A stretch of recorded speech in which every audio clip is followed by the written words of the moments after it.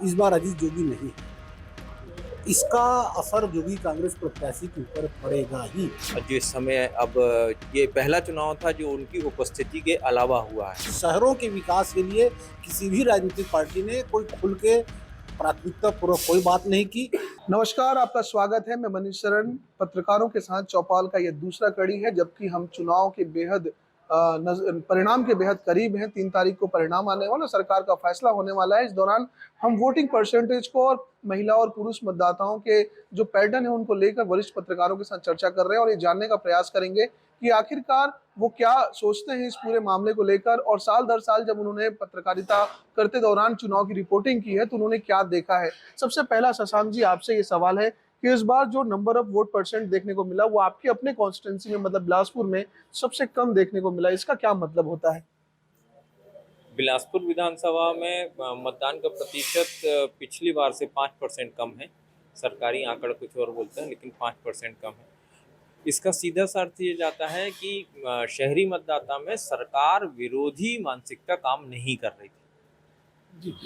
जैसा कि शशांक जी ने कहा कि सरकार विरोधी मानसिकता काम नहीं कर रही, लेकिन हमने देखा कि फीमेल वोटर्सों की जो पैटर्न है उस पर भी बदलाव आया और उन्होंने खुल के मतदान किया है पिछली बार की तुलना में। और खासकर जो रूरल एरिया है, ग्रामीण क्षेत्रों में महिला वोटरों की जो संख्या है वो काफी ज्यादा देखने को मिली।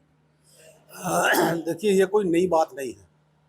हर चुनाव में महिला मतदाताओं की संख्या बढ़ते जा रही है। खासकर ग्रामीण क्षेत्रों में तो महिलाएं जो है, महिलाएं क्या पुरुष भी जो है वोटिंग को त्योहार मानते हैं। ठीक इसके विपरीत शहर की महिलाएं, जो संभ्रांत घरों की महिलाएं हैं, पुरुष हैं, वो लोग मतदान देने निकलते ही नहीं। इस बार का विशेष तौर पर मैं जिक्र करना चाहूँगा कि कांग्रेस और भारतीय जनता पार्टी जो प्रमुख दलें हैं, इन दोनों के घोषणा पत्र को देखिए। शहर के लोगों को ये लगा कि ये दोनों ही राजनीतिक दल जो है, धान, किसान, कर्जा माफी, गैस सिलेंडर, महिलाएं, इन पर केंद्रित रहा। शहरों के विकास के लिए किसी भी राजनीतिक पार्टी ने कोई खुल के प्राथमिकता पूर्वक कोई बात नहीं की। शहर के मतदाताओं ने ये सोचा कि जब इनके घोषणा पत्र जो है पूरे गांव पर केंद्रित है, शहर के विकास के लिए कुछ नहीं है, तो वोट देने क्यों जाएं। और जनरली तौर पे शहर के मतदान केंद्रों में जो है हमेशा से ही वोट ऑफ परसेंट ग्रामीण क्षेत्र की बूथों की अपेक्षा कम ही रहता है, क्योंकि मध्यम वर्गीय और गरीब वर्ग के लोग जो है, महिलाएं हो चाहे पुरुष, वही वोट देने जाते हैं। जो लोग 100% मतदान का अभियान चलाते हैं, बड़े बड़े भाषण देते हैं कि पहले मतदान फिर दुकान, ऐसी लोग ही वोट डालने नहीं जाते। जी, ये बड़ा गंभीर विषय है, जबकि ये कहा जाता है कि शहरी लोग ज्यादा जानकार हैं, पढ़े लिखे हैं, लेकिन वोट करने की बात आती है तो वो नंबर ऑफ परसेंट कम हो जाते हैं। इसकी कोई खास वजह और होगी?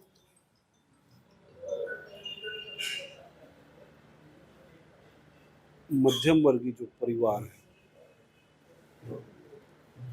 वोट प्रतिशत कम होने का कारण केवल यही है, नाराजगी। या आप सरकार के प्रति कह लीजिए या जो पार्टी, जो प्रत्याशी खड़े हैं उनके प्रति नहीं समझ में आ रहा है, नहीं गए।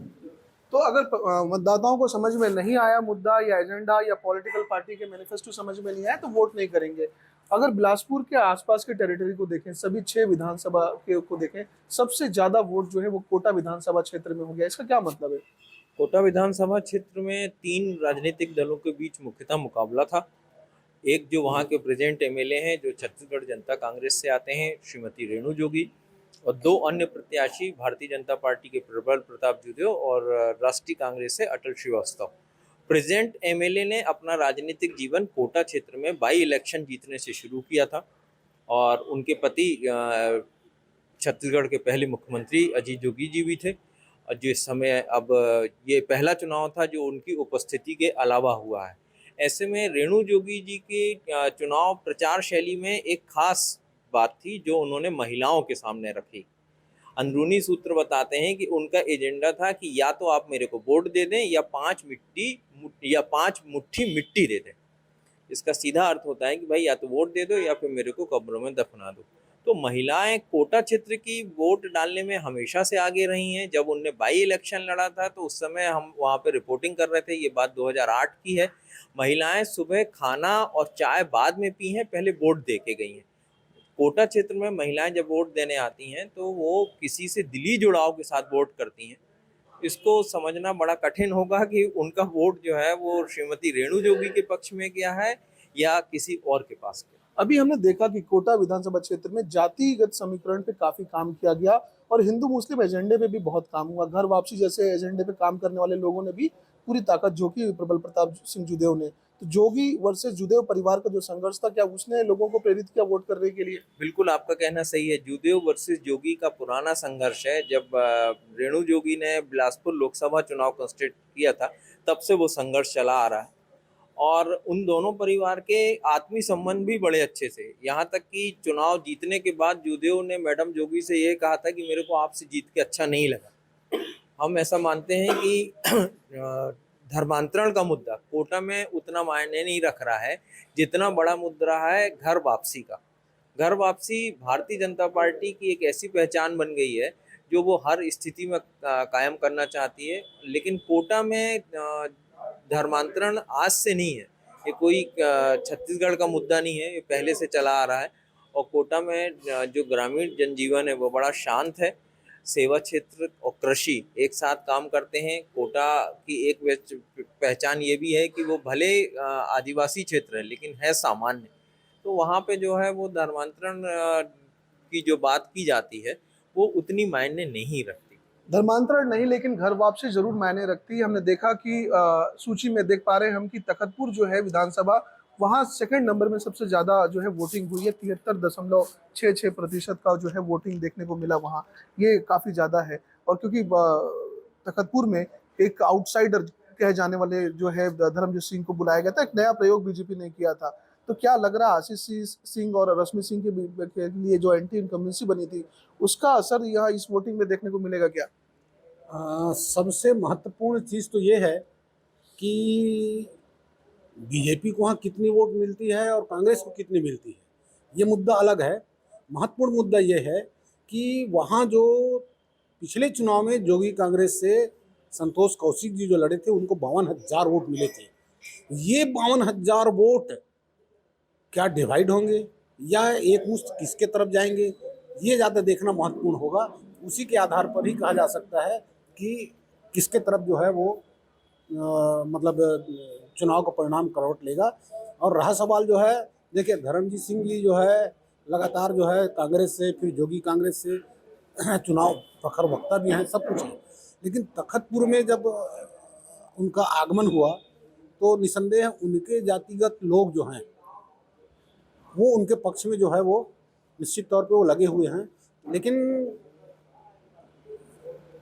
रश्मि सिंह के मामले में अगर आप कहेंगे तो मेरा ये कहना होगा कि कांग्रेस ने जो घोषणा पत्र जो जारी किया है किसानों का कर्जा माफ़ी से लेकर के, है ना, धान का मतलब रेट जो तय किए हैं, तो बहुत सारे किसान मतदाता ऐसे भी हैं कि प्रत्याशी को छोड़ो भैया, सरकार को हम वोट दें जिनसे हमको पैसा मिलना है। तो इस चक्कर में ये होगा कि कई कमज़ोर कैंडिडेट भी चुनावी वैतरणी पार कर सकते हैं। तो कई तरह की संभावनाएं हैं। इस बात पर जो है गौर करेंगे कि गुरुजी यानी कि जो जोगी कांग्रेस से प्रत्याशी पिछली बार थे, उनका साथ जिसको मिलेगा वही तखतपुर जो विजय करेगा। हमारे साथ एक गुरुजी भी हैं। आप बताएं कि एक गुरुजी जब जननेता बन जाता है, संघर्ष तो उसके हिस्से में आ जाता है जब वो गुरुजी होता है, तो जननेता बनने के बाद जो उसको लोकप्रियता मिलती है, क्या ऐसा तखतपुर में भी उन्हीं को लोकप्रियता मिली होगी? हाँ, निश्चित ही, क्योंकि वो तो सामाजिक प्राणी है, टीचर एक, और समाज से जुड़ा रहता है, तो हो सकता है उसमें भी उनको कुछ फायदा मिले। तो ये जो है एक शिक्षक ने ये बताया कि जब इस बारे में बात करते हैं, आप कोई विशेष टिप्पणी करना चाहेंगे इस बारे में? बिलासपुर विधानसभा चुनाव का एक जो मुद्दा है जो नागरिकों को अपने आप खटक रहा था, जिस पे कोई चर्चा नहीं करना चाहता था, वो मुद्दा था बेलतरा से जुड़ा हुआ। घोषणा पत्र जारी होने के बाद पीसीसी ने बिलासपुर महापौर को निलंबित कर दिया और उसी के साथ जो एक ऑडियो वायरल हुआ था जिसमें एक चीज खुल के सामने आई कि नगर पालिक निगम बिलासपुर का 60% बजट बेलतरा में खर्च किया गया। इस मुद्दे को ना बिलासपुर के मतदाताओं को बहुत हर्ट किया है। सब लोगों को ये समझ में आया कि नगर निगम 2 बनना है, लेकिन 2 बनने के पूर्व ही नगर निगम का 60% बजट यदि बेलतरा को परोसा गया है तो यह किसका षड्यंत्र था और उसका फायदा क्या बेलतरा में कांग्रेस को होगा? यदि हो रहा है बेलतरा में कांग्रेस को फायदा तो निश्चित रूप से उसका नुकसान बिलासपुर में कांग्रेस को होगा। लेकिन मेयर ने तो पूरी पुरजोर कोशिश की थी कि वो बेलतरा से टिकट पा जाए और इसी के इर्द गिर्द सारा विवाद हुआ था।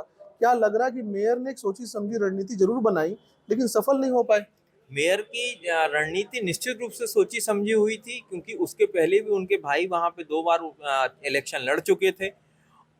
उसके साथ एक चीज ये भी हुई कि जब ये मुद्दा बाहर आ गया कि 60% बजट बेलतरा में गया है और रामशरण यादव जी को वहां से टिकट नहीं मिला, तो एक जाति मुद्दा बेलतरा में और काम कर रहा था, जिसके अंतर्गत कांग्रेस के पूर्व प्रत्याशी जो डब्बू साहू के नाम से जाने जाते हैं और एक ऐसा प्रत्याशी जिसको टिकट नहीं मिला, वो यादव परिवार से आता था, तो साहू प्लस यादव वोटर्स के लिए ऐसा माना जाता है कि उनने कांग्रेस के पक्ष में वोट नहीं किया। मेयर की कारगुजारी के लिए पीसीसी ने उनको जो है पार्टी के बाहर का रास्ता दिखाया और फिर सीएम साहब ने बोला कि कोई बात नहीं, आप अंदर रहें, और मेयर कंफर्ट जोन में भी चले गए। इस पूरे मामले को किस तरह से देखते हैं आप? इस पर जो है ज्यादा टिप्पणी नहीं करना चाहेंगे, जाहिर सी बात है पत्रकारों की अपनी जो है सीमा होती है।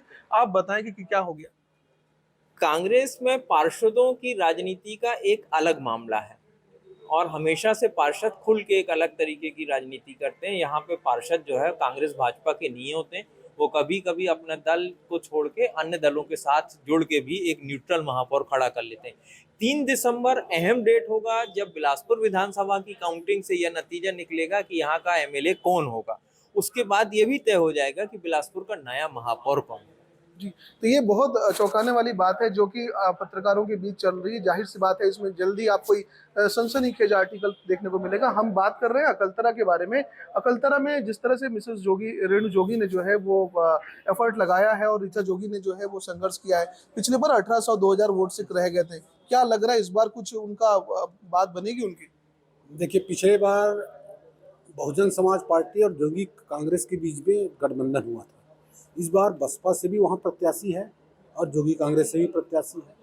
तीसरी बड़ी चीज़ ये है कि पिछली बार अजीत जोगी जी साथ में थे, इस बार अजीत जोगी नहीं है। इसका असर जोगी कांग्रेस प्रत्याशी के ऊपर पड़ेगा ही। जीतेंगे या नहीं जीतेंगे ये तो 3 तारीख को पता चलेगा, लेकिन अजीत जोगी की कमी वहाँ निश्चित तौर पे अकलतरा में खलेगी। तो आपने देखा कि कई महत्वपूर्ण विषयों पर बेबाकी से बातचीत हुई, कुछ बातों को नजरअंदाज भी किया गया है। सीनियर जर्नलिस्ट जानते हैं कि शहर की राजनीति किस करवट बैठ रही है और आने वाले दिनों में क्या कुछ होने वाला है। जाहिर सी बात है वो इंतजार कर रहे हैं साल 2023 के दिसंबर 3 की, जब चुनाव परिणाम सामने आएंगे, नई सरकार बनती है या पुराने सरकार में क्या रिपीट होता है, इस सारी बातों का खुलासा हो जाएगा। इस दौरान चर्चाओं का बाजार जो है काफी गर्म है और अपनी तरह से चीजों को परिभाषित करने पे हर जो है पढ़ा लिखा जो व्यक्ति है या पत्रकार है या साहित्यकार है या राजनीति की जानकार रखने वाला है, वो अपनी तरह से परिभाषित करने में लगा हुआ है। ऐसे में हम आपको और भी ताजा जानकारियों के साथ अपडेट करेंगे। बिलासपुर और विशेषकर छत्तीसगढ़ की राजनीति में जो कुछ बदलाव होगा वो जनता के हक में कितना होगा, ये निकट भविष्य में स्पष्ट हो जाएगा। कैमरा पर्सन इम्तियाज के साथ मनीष शरण, छत्तीसगढ़ तक, बिलासपुर।